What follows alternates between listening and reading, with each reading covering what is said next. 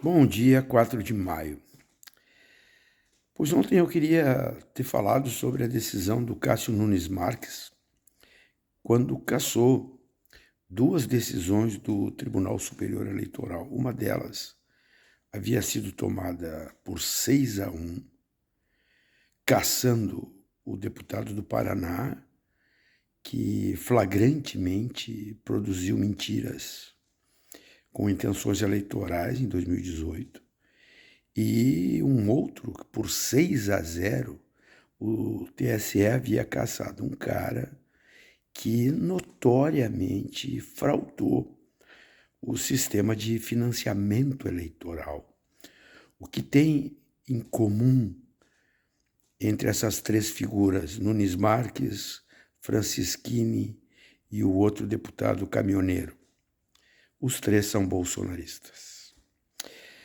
Eu tenho falado para vocês da gravidade do sistema atual e eu não me canso de falar, porque a ultradireita no mundo tem uma prática que é a captura das instituições e ela vai matando, vai comendo por dentro. O que Nunes Marques fez unilateralmente, cassando a decisão de uma corte superior, é gravíssimo. Depois se mostra que ele só pôde tomar esta decisão porque houve uma manobra interna no Supremo Tribunal Federal, convalidada pelo Fux. Fux, indicado pelo PT para o Supremo Tribunal Federal. Não esqueçam disso. Luiz Fux, foi indicado pelo PT. Portanto, eu não estou falando de nenhum indicado do próprio Bolsonaro. As coisas são mais complexas do que parece. Fux, um lavajatista convicto,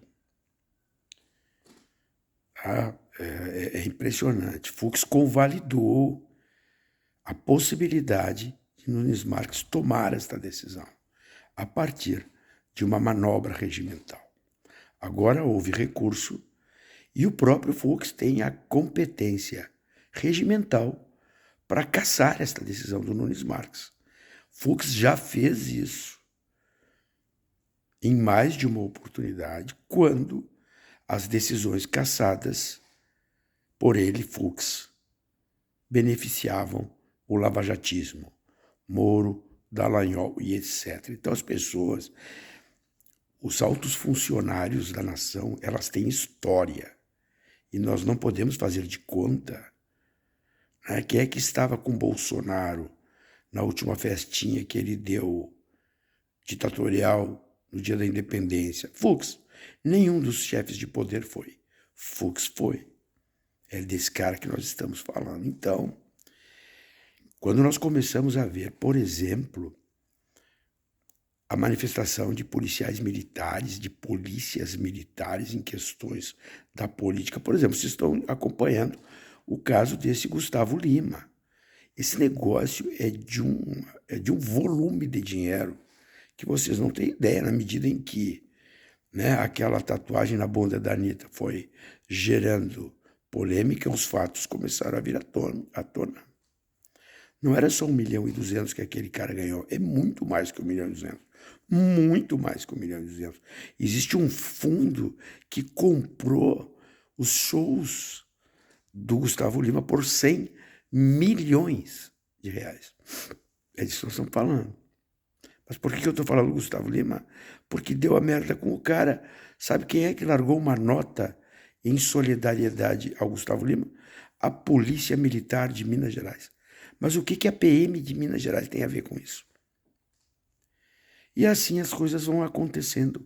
A captura das instituições, ela reverte num clima, numa condição objetiva que permite a destruição do Estado por dentro. Que Estado é esse? É o Estado que para, por exemplo, o Genivaldo, porque estava sem capacete, e mata o Genivaldo. E no outro dia, Bolsonaro e sua turma andam pelas ruas de Brasília, pelas ruas do Paraná, pelas ruas de São Paulo, sem capacete. Mas esse mesmo Estado não faz nada com o Bolsonaro. Eu não estou dizendo que tem que prender o Bolsonaro e matar o Bolsonaro, como fizeram com o Genivaldo, não. Ora, mas se pararam o Genivaldo porque estava sem capacete, o presidente da República é o funcionário público número 1, portanto, o que tem a maior obrigação de cumprir a lei. Mas não. Não só não é parado, como Bolsonaro vai para a tribuna e diz que irá à guerra. Diz que ninguém tem coragem para caçá-lo. Diz que só Deus tira ele da cadeia. E pouco a pouco as instituições vão se carcomendo. Ora, veja o que acontece com o Congresso Nacional. O Congresso Nacional, por intermédio do Centrão, tomou para si o orçamento da República. Portanto, é uma chantagem sobre a outra. É compra de trator superfaturado, compra de ônibus superfaturado, remédio superfaturado, mesa para aula, para escolas superfaturadas, estruturas de robótica mandado para escolas que não têm água, sequer água potável. É uma roubalheira que não acaba mais. Mas a roubalheira, ela é a consequência de um domínio que se estabeleceu por dentro do Estado. E quem domina o Estado? Aristocracias funcionais que não dão satisfação para ninguém. Nunca a desigualdade no Brasil foi tão enorme. A inflação do Brasil é a maior dos últimos 30 anos. E tu olha pelos jornais e vê altos funcionários se dando aumento, se concedendo auxílios, se concedendo pagamentos retroativos e sempre em cifras milionárias. Por quê? Porque eles pensam que não devem prestar contas para ninguém. E não prestam contas para ninguém. Então, o golpe que o Bolsonaro anuncia, que pode até acontecer, mas eu acho que não dura muito tempo, por circunstâncias que ele não domina, esta chamada que ele fez no Paraná, agora na sexta-feira, para a guerra civil, está lá para quem quiser ver. Estas coisas todas, elas são soluços de um processo surdo, quieto, que rapidamente se disseminou pelas instituições brasileiras. É muito grave isso, é muito grave. Ora, mas a Hannah Arendt, ela escreveu um texto quando fez a cobertura sobre o Eichmann, o julgamento do Eichmann em Israel, e ali ela cria uma expressão interessantíssima, que é a banalização do mal. Ora, gente, nós não podemos tratar essas coisas que acontecem todos os dias como se isso fosse normal. Lá na minha terra diria assim: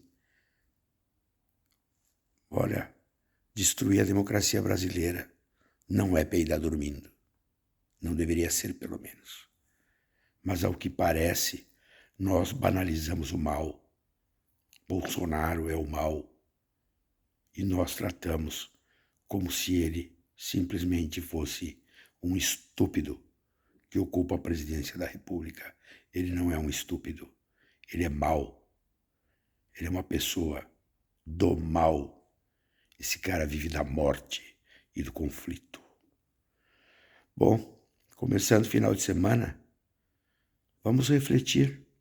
Quem consegue, por favor, reflita.